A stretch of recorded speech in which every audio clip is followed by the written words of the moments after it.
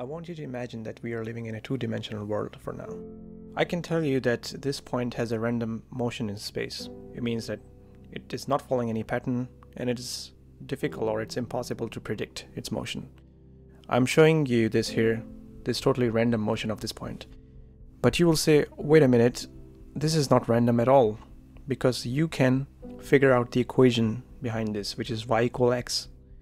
You can predict what the next position is going to be in the space. So this doesn't seem like random at all, because you can work out the math, you can figure out its trajectory, you can confidently predict where this point is going to be on in space after a certain time has passed. Now let me show you another system here. Look at this point, the way it is moving, jumping around in our two-dimensional world. It has to be random. This is truly random, right? Until I show you this trajectory that is associated with this point. I realized that the point is simply following a more complex trajectory that is governed by this mathematical expression. So it's not truly random at all.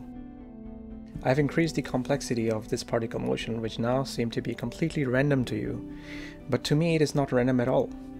And I can tell you with certainty where this particle is going to be in future, while you can't. This is because I have the knowledge of the whole. You see, for you to say this is all random is to deny the possibility of you simply being an ignorant. Randomness could be just a product of your ignorance.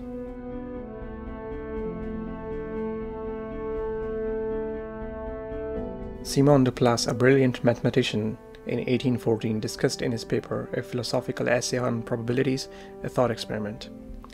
So this thought experiment is explained through a game of pool. Imagine that me as a layman who doesn't know anything about physics and a physicist friend of mine are having a game of pool. As I strike other balls with my cue ball, the motion of each and every ball will appear quite random to me, but not to my physicist friend. In fact, she's able to predict exactly when and where each ball is going to be. This is because she has access to the knowledge that is completely hidden from me. The friction of the table, the air resistance, density of balls, the initial angle and velocity of my cue ball, and so on.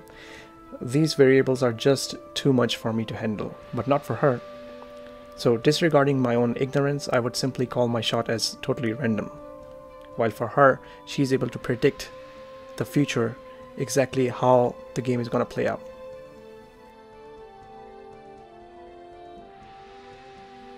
So Laplace entertained the idea of possible intelligent transcendent entity that encompasses all knowledge.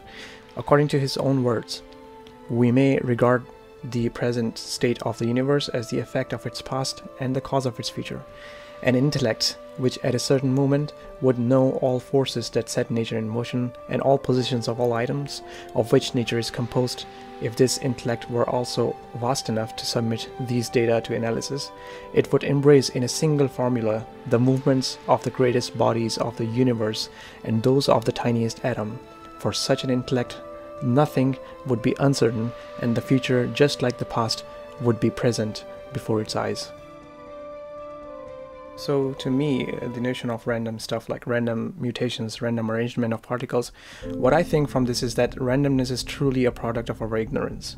I think that an all-knowing entity whose superior intellect usurps our limited intellect, just like our intellect usurps our limited senses, could easily predict future actions and things that just appear random to us.